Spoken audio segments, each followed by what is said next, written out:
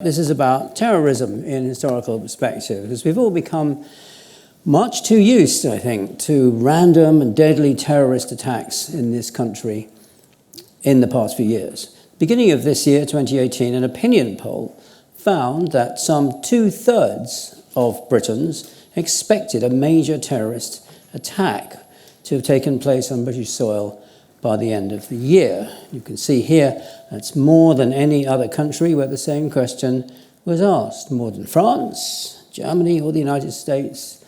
More even than Turkey or Spain.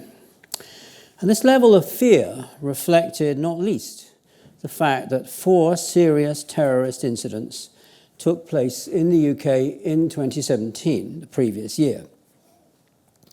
In June, a Muslim man was killed and 11 people injured after a 47-year-old man drove a van into a group of worshippers in Finsbury Park, North London, on the 19th of June, shouting, "I want to kill all Muslims." The perpetrator, Darren Osborne, was not previously known to the police. He's said to have turned against Muslims after reading about other terrorist attacks and then consulting far-right Islamophobic websites. Earlier the same month, a van and knife attack took place along London Bridge, a nearby borough market, leaving 8 people dead and 48 injured. The 3 suspects were shot dead by armed police within minutes. They were all radical Islamists who declared their allegiance to the so-called Islamic State in the Middle East. On the 22nd of March, a car was driven into pedestrians on Westminster Bridge near the Houses of Parliament, killing 5 people and injuring 50. The single assailant jumped out of the car after it came to a stop and stabbed an unarmed police officer before being shot dead by other officers on the scene. The perpetrator, 52-year-old Khalid Massoud, a British citizen, had acted alone and issued a message shortly before the attack in which he said he was taking action to avenge the deaths of Muslims killed by Western military forces in the Middle East. And then on 22nd of May, a male suicide bomber, killed 23 and injured 139 at the end of a concert at the Manchester Arena by American singer Ariana Grande in May 22nd. Most of the victims were children or teenagers. The bomber was Salman Ramadan Abedi, a 22-year-old local man, originally from Libya, who'd recently returned to Manchester from his home country. After initial suspicions of a terrorist network, police later said they believed Abedi had largely acted alone, but others had been aware of his plans, including his brother in Libya. Quite possibly, Abedi had made contact with ISIS in his trip to Libya, but he'd built his bomb on his own. And then finally, on the 15th of September 2017, a London tube train at Parsons Green Station was targeted. Witnesses reported a flash and a bang. 30 people were injured, mostly with burns, but there were no fatalities. An 18-year-old Iraqi refugee who had entered the UK illegally in 2015 was arrested, and he was later sentenced to life imprisonment. He claimed to have undergone training with the Islamic State, but his bomb was a crude, homemade bucket bomb that failed to go off properly. And it remained uncertain whether he actually did have contacts with this organization. During police interviews, he blamed Western forces for the death of his father in Iraq. There have also been a number of potential terrorist attacks that have been foiled by the police and security services. Some of them from white supremacists and neo-fascists, some from men who've declared their allegiance to the so-called Islamic State. In fact, 2017 and up to the year to the end of March this year, there was a record number of arrests for terrorist offences, whether they've been mostly in the planning, as they were, or actually committed. 441, the highest number ever in this country.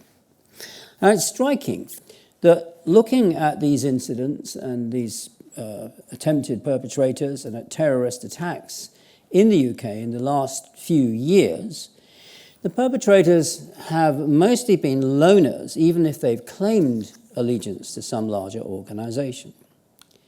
The London attacks that took place on the 7th of July 2005, known as 7/7, when 4 Islamist terrorists detonated suicide bombs on 2 underground trains and a London bus, killing 52 people of 18 nationalities and injuring 700 others.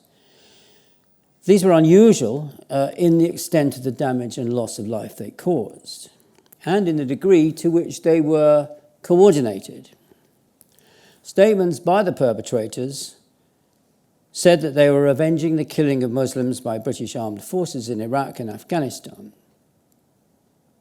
Like most other perpetrators in recent years, they were not previously known to the security services, partly because they were not working on behalf of any wider terrorist organisation. But they did, by and large, share another general characteristic of recent terrorists who've committed outrages or planned outrages in the UK. They were British, as were the 2 Islamists of Nigerian descent who attacked and decapitated the British soldier Lee Rigby on the 22nd of May 2013, though both of these men were, unusually perhaps, already known to the police.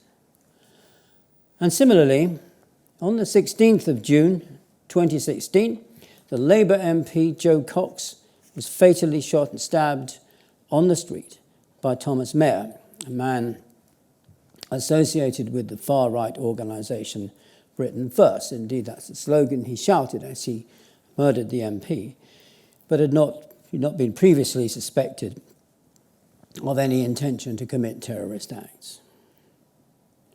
Now, all of these attacks have created a climate in which, as the opinion poll I began with showed, a climate in which British people expect more terrorist outrages to occur on British soil in the future. But if we take a longer term and broader perspective, terrorist attacks have actually been declining in this country over the past few decades. Here's a graph based on statistics from the very helpful Global Terrorism Database, which logs all terrorist attacks across the globe. And you can see there's a lot more deaths from terrorism, as the blue lines, in this country from the early 1970s to the mid-1990s than there have been since. The destruction of a Pan Am transatlantic flight by an onboard bomb on the 21st of December 1988, killing 270 people, mostly American, but also including 11 people hit at Lockerbie on the ground by falling debris, was the largest terrorist incident in modern British history. It was unusual in being sponsored by a foreign government, namely the Gaddafi regime in Libya, which later took responsibility for the action, which was, they said, committed in retaliation for air attacks on Libya by American planes stationed on British soil. That's another picture of the debris on the ground at Lockerbie. Well, leaving that aside, the major force behind terrorist attacks in the UK in the 1970s, 80s and early 90s was the Irish Republican Army, the Provisional IRA, and associated or loosely associated dissident Irish nationalist groups.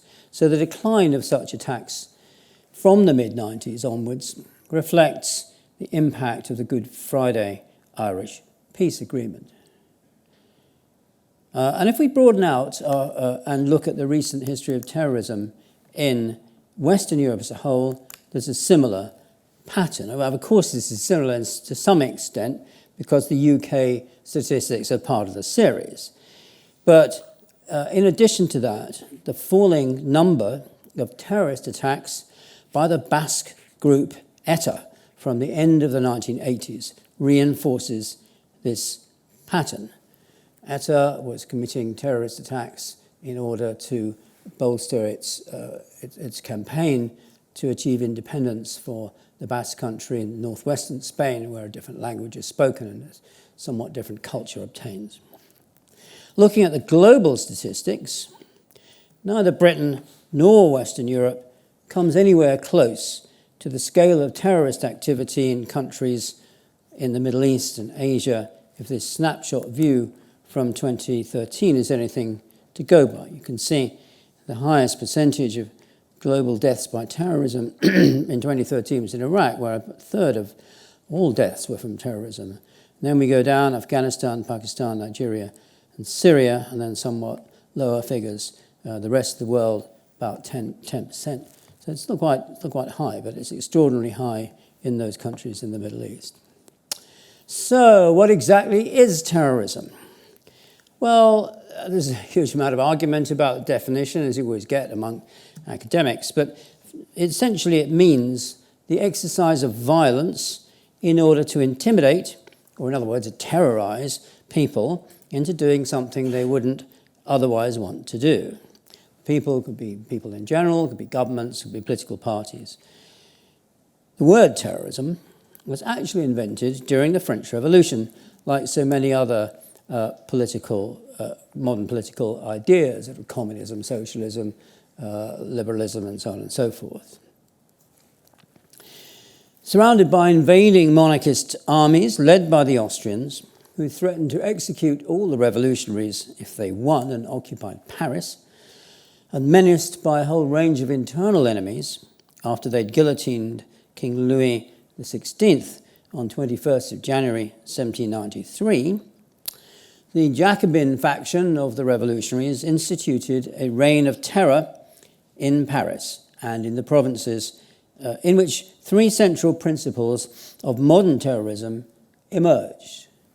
First of all, there's vengeance. For example, in this case, against aristocrats for allegedly oppressing the people and opposing the revolution. And then the second one is intimidation, which is trying to force people to abandon their support of the monarchy and the church in particular. Thirdly, purification, to eliminate all the real or supposed enemies of the republic that could be found.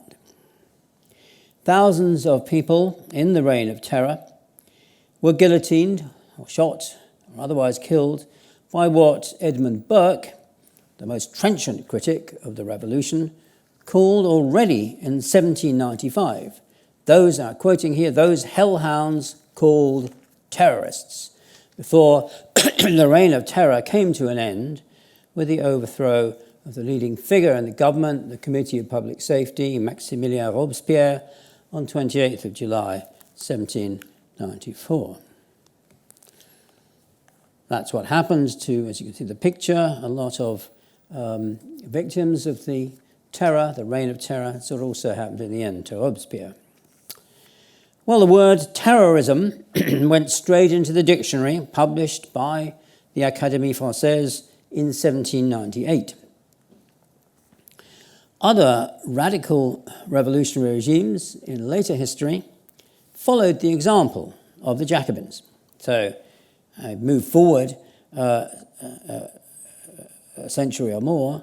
The Bolsheviks in Russia in 1917 to 18 explicitly mounted what they called a red terror against their opponents, exercised by the Cheka or the Bolshevik political police, who executed between 100,000 and 200,000 alleged counter-revolutionaries between 1918 and 1921. Here too, you have a revolutionary regime surrounded by enemies, the threat of invasion, a civil war, amassed forces of the so-called whites who wanted to restore the Russian Tsarist monarchy.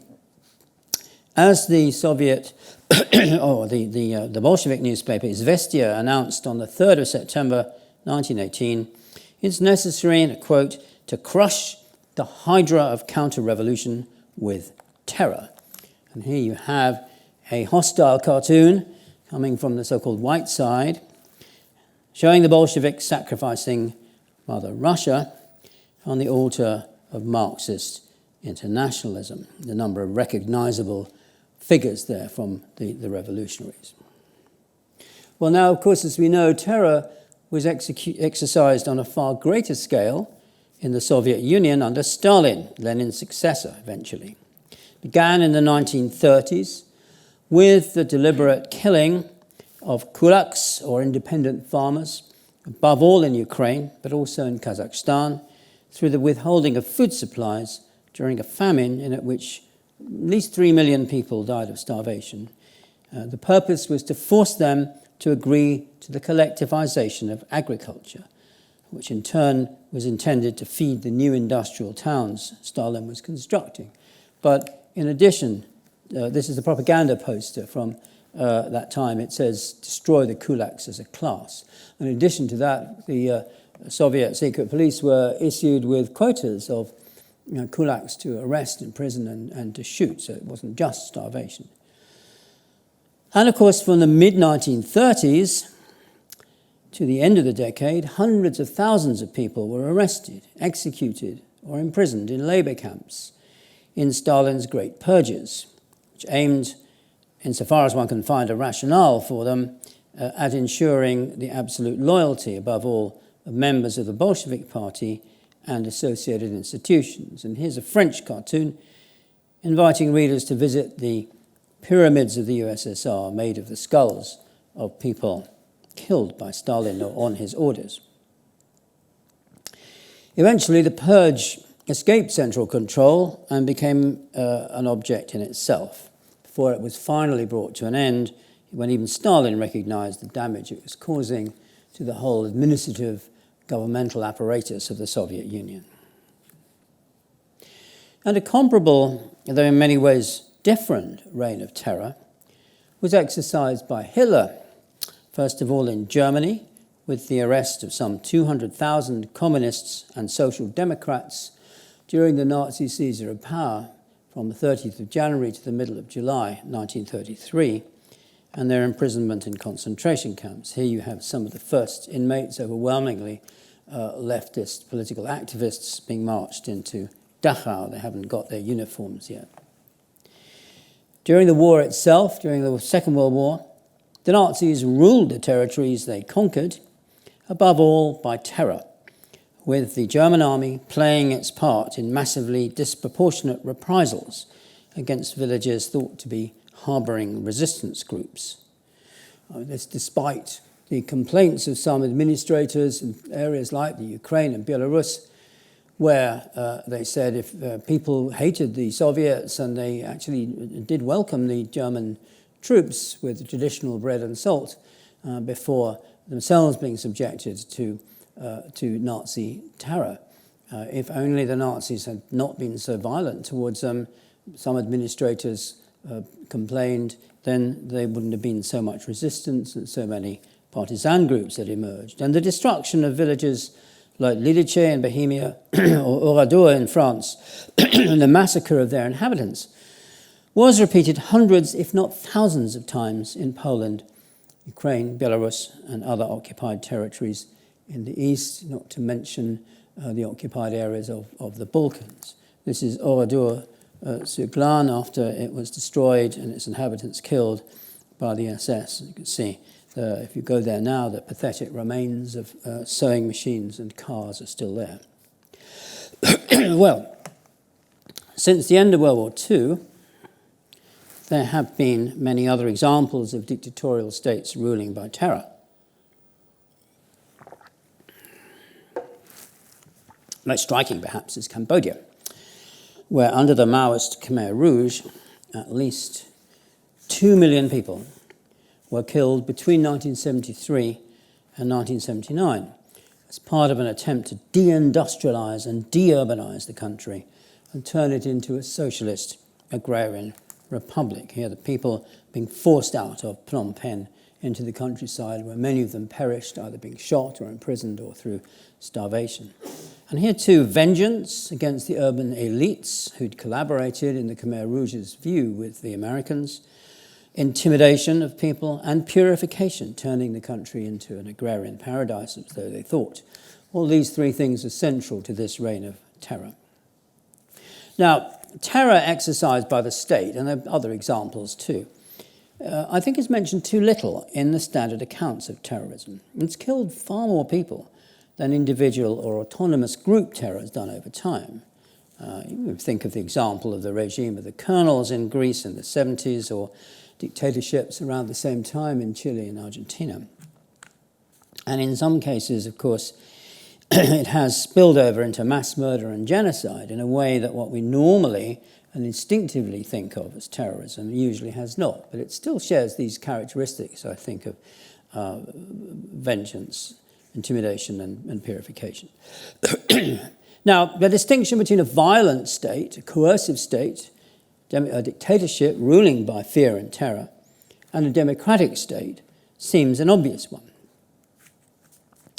But there's a long tradition of individual terrorists or small groups regarding the state as exercising power by force, even when, as far as most people are concerned, it hasn't actually been doing so, because it has representative institutions and people can vote for political parties and governments. In 19th century Europe, for example, the anarchist movement thought of the state as the source of all society's ills. Hence, the widespread exercise of terror by anarchists in the last decades of the 19th century and the years leading up to World War I against leading statesmen, politicians, and monarchs. The Russian populists, in particular, believed that Russian peasant communes, in which the vast majority of the population lived, would function autonomously and get along fine if they're left to themselves. The entire apparatus of the Tsarist state was just a means of oppression. And if the leading people in the state were assassinated, so the populists argued, or the violent faction of the populists argued, the whole edifice would just crumble and disappear. And the influence of anarchists such as Mikhail Bakunin spread to France, Spain, Italy, across the Atlantic, and led to the creation of the typical cliched image of the anarchist terrorist of the period, bomb in one hand and knife in the other. Always, of course, richly endowed with a beard or moustache. The list of prominent victims of anarchist assassinations in the decades leading up to the outbreak of the First World War, and it's astonishing to look back and think of this and to wonder about how we would react in this situation, that included the President of France, the former Empress of Austria, the King of Italy, the President of the United States, the Prime Minister of Spain, the Prime Minister of Russia, the Tsar of Russia, 2 Russian ministers of the Interior. At one point, actually, not long before World War I, the average life expectancy of someone who was bold enough to take on a ministry and become a minister of something or other in Russia was less than a year. And as with other terrorist movements, and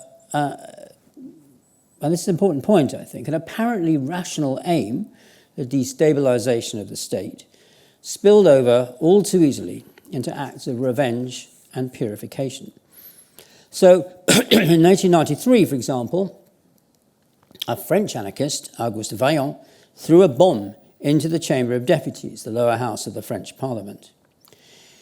In revenge for his execution following his trial, another anarchist, Émile Henry, detonated a bomb at the Café Terminus in Paris, killing 1 customer and injuring 20, as a contemporary illustration.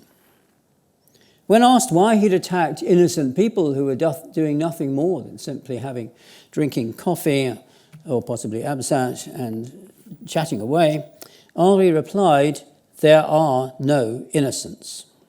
I wanted, he said at his trial, to show the bourgeoisie that their pleasures would no longer be complete, that their innocent triumphs would be disturbed, that their golden calf would tremble violently on its pedestal until the final shock would cast it down in mud and blood.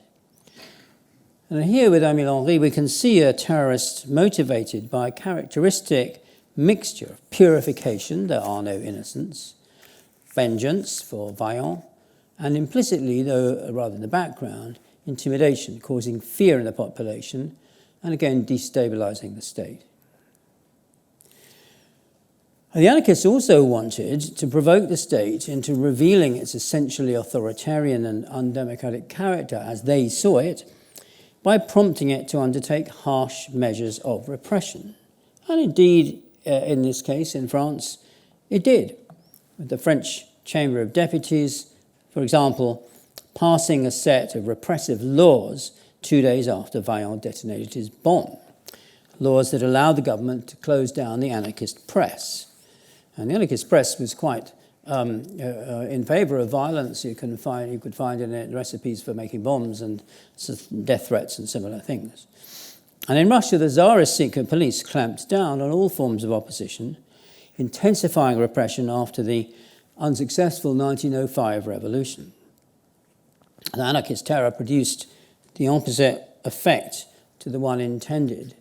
The state's clampdown was supported by most citizens. The state did not collapse. Lenin, the leader of the Russian Bolsheviks, was not amused. In fact, he wasn't amused by very much, but that's perhaps the wrong way of putting it. But he said, individual terror is useless. Only mass terror would work. So the communists were against assassinating individuals. That's the populists on a rival anarchist group on the left. It's mass terror that would work, as indeed he showed in the so-called Red Terror of 1918 to 21. And in Russia, opposition to the rule of Tsar Nicholas II was aroused not by police suppression of violent revolutionary action, but by the Tsar's refusal to accept liberal institutions and democratic laws. Well, extreme left-wing terrorism re-emerged in Europe in the late 60s and 70s with the Red Army faction and associated groups in Germany and with the Red Brigades in Italy. That's the Rote Armee Fraktion. Faction's not quite the right word for it, the Red Army group.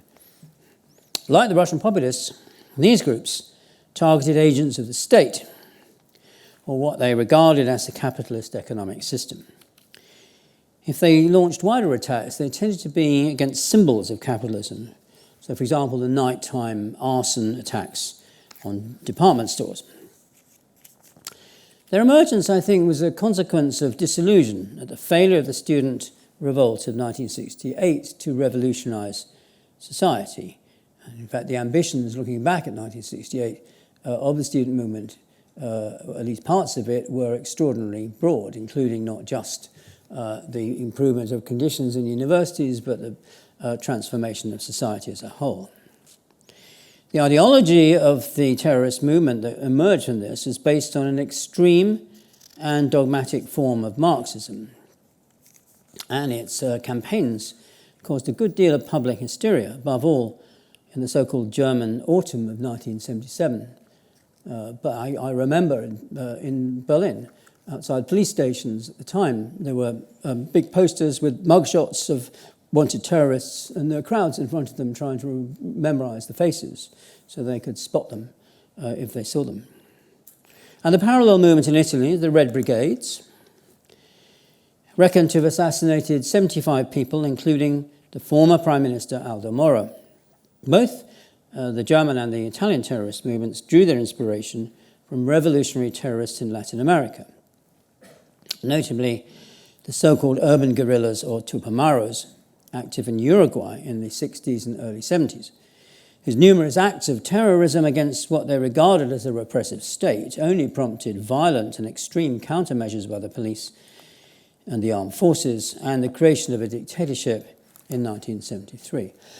You can see in all three of those the star, the five-pointed star, is used as an emblem. There you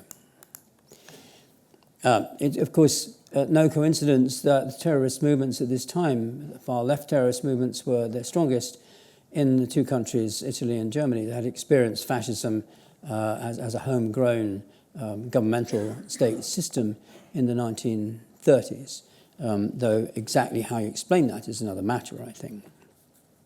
But anyway, revolutionary terrorist movements were uniformly unsuccessful. Society was not transformed. People were not intimidated into abandoning the idea of a parliamentary democracy or bourgeois society as the terrorists saw it. Nor have terrorist movements located on the extreme right wing of the political spectrum in recent decades been successful either. A bomb set by Timothy McVeigh and Terry Nichols in America on the 19th of April 1995, immediately outside a government building in Oklahoma City, killed at least 168 people and injured more than 680 others. It was a very large bomb, and here's the damage it caused. And there were people in all of those offices when it went off. The perpetrators were members of the so-called militia movement, armed paramilitaries and settlements in remote parts of the American West, who believed the government to be evil and advocated resistance to it. Another example of what you might call a post-anarchist ideology can be found in the campaign waged by the so-called Unabomber, Ted Kaczynski, former university professor, I'm sorry to say, who came to believe in a form of nature-based anarchism and retired to live as a recluse in the wilderness of Montana, where he was forced to witness the destruction of the surrounding area around his cabin by developers. Between 1978 and 1995, the Unabomber made a long series of increasingly sophisticated bombs and sent them by post to a variety of addressees, including engineering professors, fossil fuel company executives, and even computer experts, as well as trying to blow up an aeroplane unsuccessfully. 3 people were killed and 23 injured before his identity was discovered and he was arrested. And the Unabomber acted entirely on his own. Movements like Earth First or the Earth Liberation Front prefer tactics like putting metal spikes into trees designated for felling to damage the chainsaws, or burning down SUV dealerships. And the related movement of the Animal Liberation Front attacks research facilities that use live animals for experimentation and undertakes illegal acts of a similar kind. And of course, like many such organisations, they reject the label of terrorism, and in this case, I think they've got more justification than most. Their method, after all, is not to create fear and panic in the population or to exact revenge, for example, on oil company executives, or to their attacks are very specifically targeted and not nearly as violent as those of violent terrorists. It's perhaps unfair to bracket them with the much more violent phenomenon of the Unabomber, though there's a kind of similarity in the kind of the way they view the world and the destruction of the environment. Eco-terrorism of this sort, ecological terrorism, is a fringe phenomenon, I think. A much more important sponsor of terrorism than revolutionary movements of the far left or indeed the far right, historically speaking, in the 20th and 21st century, has been nationalism. Its effects could be devastating. The assassination of the Archduke Franz Ferdinand and his wife, Franz Ferdinand, heir to the Austrian throne, by a Bosnian Serb nationalist in June 1914 sparked the fatal conflict of the First World War. The assassination was carefully planned, a plot to strike a blow in favour of Serbian claims to Bosnia, occupied by the Austrians since 1908. You might say, in the end, they succeeded, though at quite exorbitant cost, since following the defeat of Austria in 1918, the Kingdom of Yugoslavia was formed by international agreement. It included both Serbia and Bosnia and was dominated very much by the former. Nationalist terrorism in some parts of Europe had a very long pedigree stretching way back into the mid-19th century. And in nowhere was this the case more than in Ireland, where it began at the end of the 1850s with the Fenians, who in 1867 carried out the first known urban bombing action in an attempt to free colleagues from Clerkenwell Prison in London, not far away from here, where they were on remand awaiting trial for preparing an armed uprising in Ireland. 12 people were killed and 120 injured. Part of the prison wall was destroyed, but there were no escapes from the prison. Perpetrators were arrested, and one of their number, Michael Barrett, was the last person to be publicly hanged in England before public executions were abolished in 1868, and prison executions taken back inside prisons. Further Fenian outrages, as they were called, are mostly carried out in Ireland and proved a major headache for British governments, fueling Gladstone's unsuccessful drive to grant home rule to the Irish in the 1880s as a means, as he said, of pacifying Ireland. So here's one example, I think, of terrorism actually having some effect on moving government policy at least a bit in the direction that terrorists wanted. It wasn't until the Northern Irish Civil Rights Movement at the end of the 1960s, which began with the Civil Rights Movement, where particularly the Catholic population of the Northern Irish provinces, part of the United Kingdom, began to agitate in imitation of the American Civil Rights Movement for equal rights with the Protestants, which they certainly did not enjoy up to that point. And the Protestant rulers of Northern Ireland responded with an increasingly repressive tactics, and Irish nationalism, nationalist terrorism began at that point to revive, as the Civil Rights Movement prompted the re-emergence of the IRA. And throughout the 70s and 80s, the IRA ran a campaign of terror aimed at intimidating the Protestant population of Northern Ireland, which retaliated with violence of its own, and on the British mainland, provoking the electorate into the aim was to provoke the electorate into agreeing to the unification of Ireland in order to bring the protests, bring the violence to an end. Among many terrorist acts with this aim was the bombing of Manchester's Arndale shopping centre on the 15th of June 1996. The explosion of a 1,500-kilogram bomb, the largest bomb to go off in the British Isles since World War II, injured more than 200 people but caused no fatalities. As customary, as it was normal, the IRA sent a warning 90 minutes beforehand. 75,000 people had been evacuated from the area. £700 million of the damage was caused, or more than $2.5 million in today's currency. And the campaign was eventually brought to an end by the Good Friday Agreement, establishing Catholic-Protestant power sharing in Northern Ireland. There were other nationalist terrorist movements in the late 19th and 20th century. As I mentioned, the Basque separatist movement, ETA, which bombed Madrid airport in 1979. There's also the Armenian Revolutionary Brotherhood, which seized the Turkish embassy in 1983. ETA killed 287 people between 1968 and 1980 and injured 400. Despite the example of Madrid airport, ETA tended to target leading government officials and policemen, including the military governor of Madrid in 1979. Here's the ETA.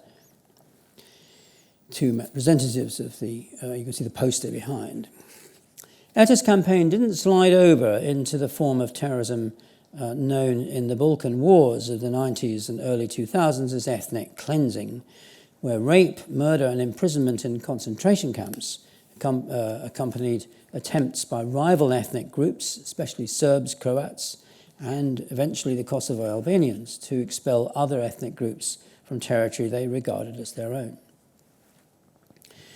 These campaigns also had a long history, going back to the Internal Macedonian Revolutionary Organization, or IMRO, founded in 1893 in order to gain Macedonia for Bulgaria from the Ottoman Empire, initially by guerrilla warfare, and then after World War I, the IMRO became more a purely terrorist organization. Among its victims, what it wanted was to end the partition of Macedonia and have basically get Macedonia for the Bulgarians.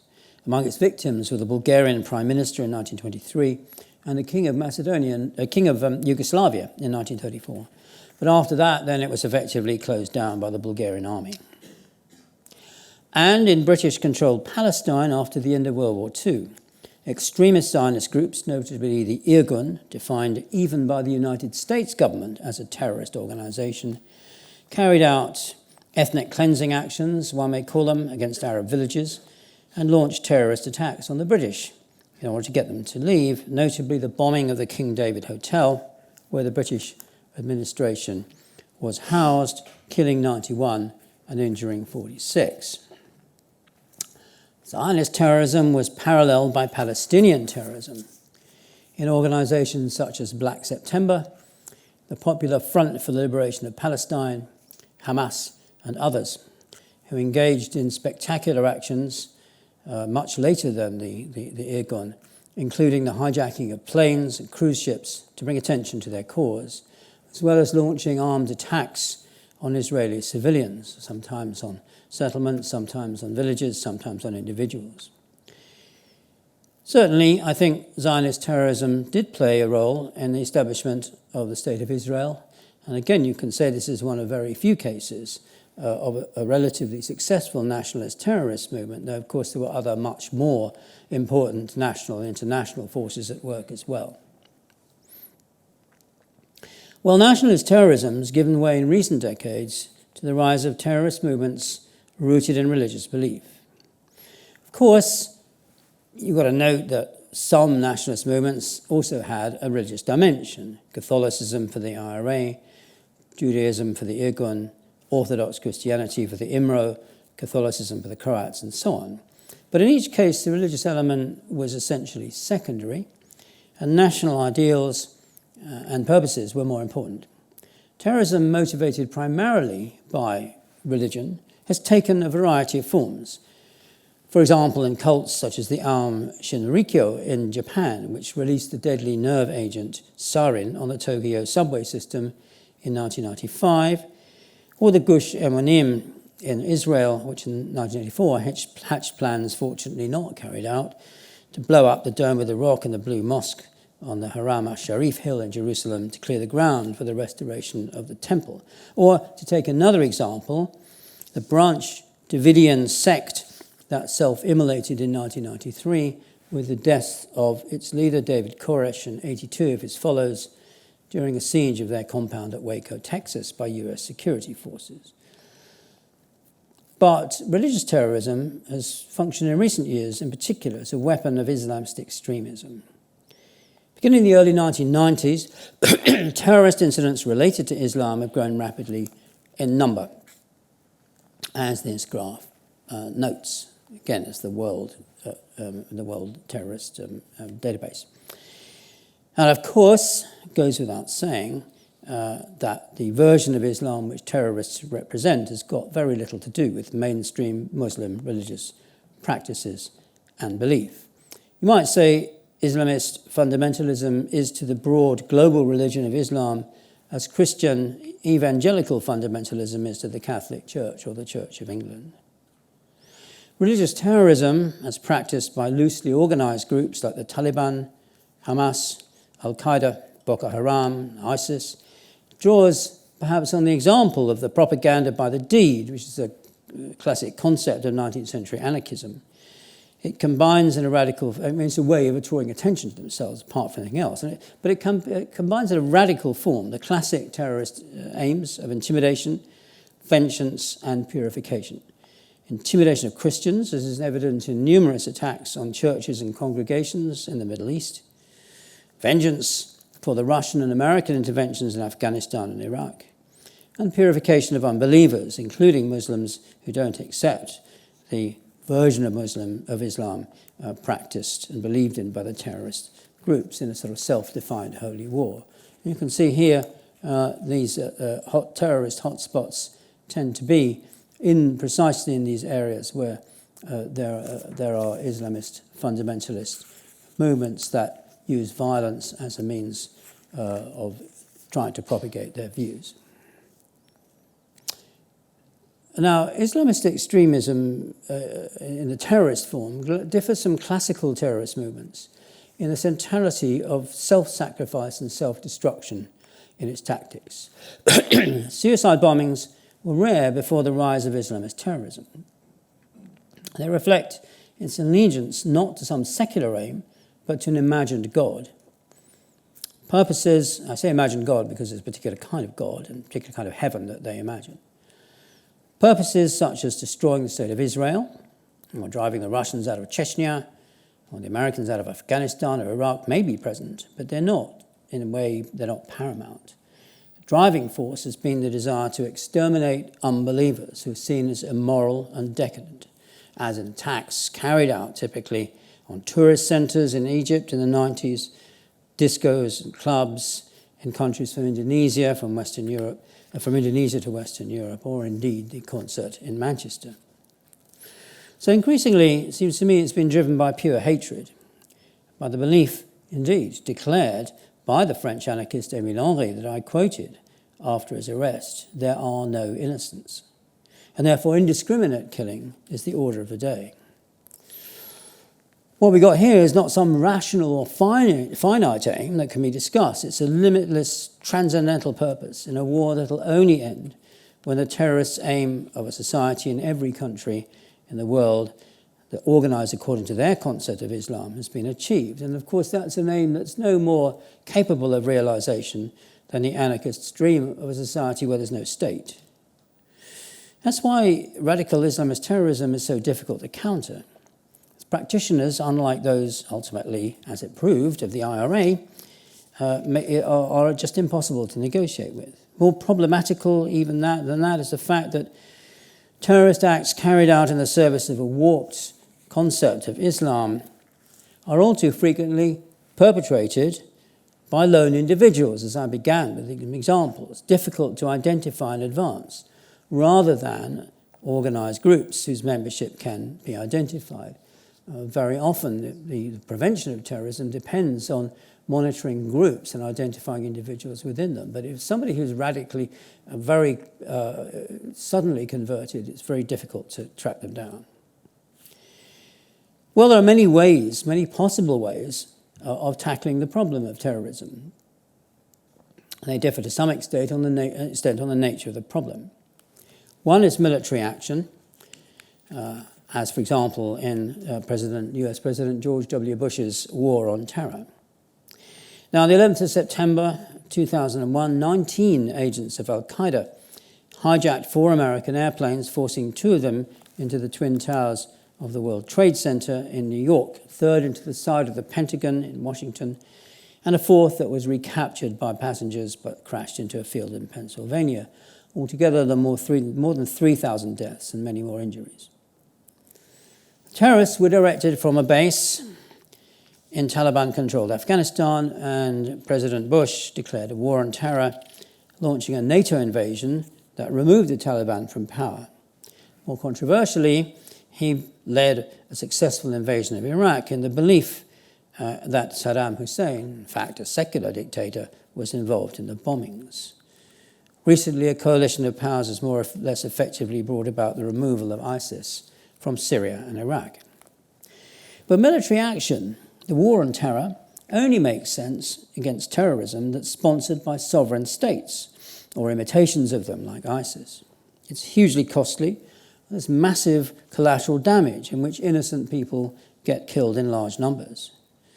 And is only tangentially relevant to domestic terrorism, which may claim allegiance to an organisation like ISIS, but seldom actually directed by it. Domestic terrorism of the sort we've experienced in this country. Anti-terrorist legislation has been the preferred reaction of politics and governments to major acts of terrorism. But it's seldom effective, or to put another way, it seldom adds effectively to the means states already have in place through the criminal law. It's a kind of publicity demonstration to show that governments are taking some action. It's sometimes counterproductive, as with the ban on Sinn Féin's voices being heard on the broadcast media for 6 years from 1988. It actually gave more publicity to Sinn Féin, made it look like the victim of an undemocratic restriction on free speech, and was circumvented by the BBC by having actors say the words instead of representatives of Sinn Féin. Sinn Féin because it's a political party that had close ties to the IRA. Covert quasi-military operations by special army units, which are sometimes used to combat terrorism, run the risk that the units themselves start to operate beyond the laws, was sometimes the case in Northern Ireland. And altogether, I think it's very important to separate out terrorism from war and not to confuse the two.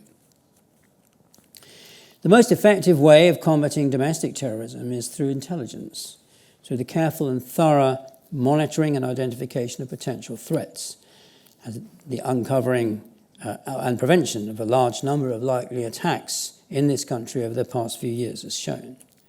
But this can never be watertight. There'll always, as I noted at the start of the lecture, be individuals whose conversion to the terrorist mentality is sudden and unnoticed. That's why education and social work are important, through groups, for example, such as Women Without Borders, that focus on community-based education, interfaith dialogue, and similar strategies. The UK government has tried to pursue a similar policy through its PREVENT programme, but experts have largely agreed that it's failed in its aim, and it is may well have made things worse by imposing intrusive controls on schools and universities that alienate Muslim students and other students who might be inclined to extreme views, and indeed the majority of those whom it targets, rather than winning them over. Recent terrorist incidents in the UK also suggest that equal attention should be paid to the potential radicalisation of young men in particular for ultra-right and neo-fascist ideologies as well. And PREVENT is a very cumbersome and intrusive strategy that doesn't on the whole produce the results that the size of the operation would justify.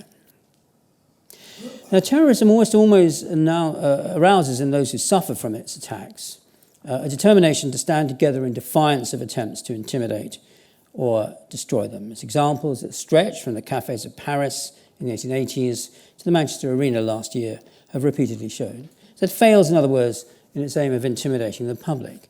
It brings them together in defiance. Most citizens are prepared to allow some diminution of their freedoms in order to safeguard their security. But we need to be careful about how far that diminution goes. From the very early days of modern terrorism to the present, democratic societies, which had often borne the main brunt of terrorist fury, have been faced with the dilemma of how to increase security against attacks while still preserving basic civil freedoms. And here's a contemporary satirical poster from France in 1893, after the passing of repressive laws that I mentioned in the wake of an anarchist outrage. It says, for your own security, you're not going to have any more freedoms. Now, democracy, as we've all discovered in the past few years, is fragile and vulnerable. And it's vital, I think, that we don't allow it to be undermined by disproportionate reactions to the threat of terrorism. Thank you very much.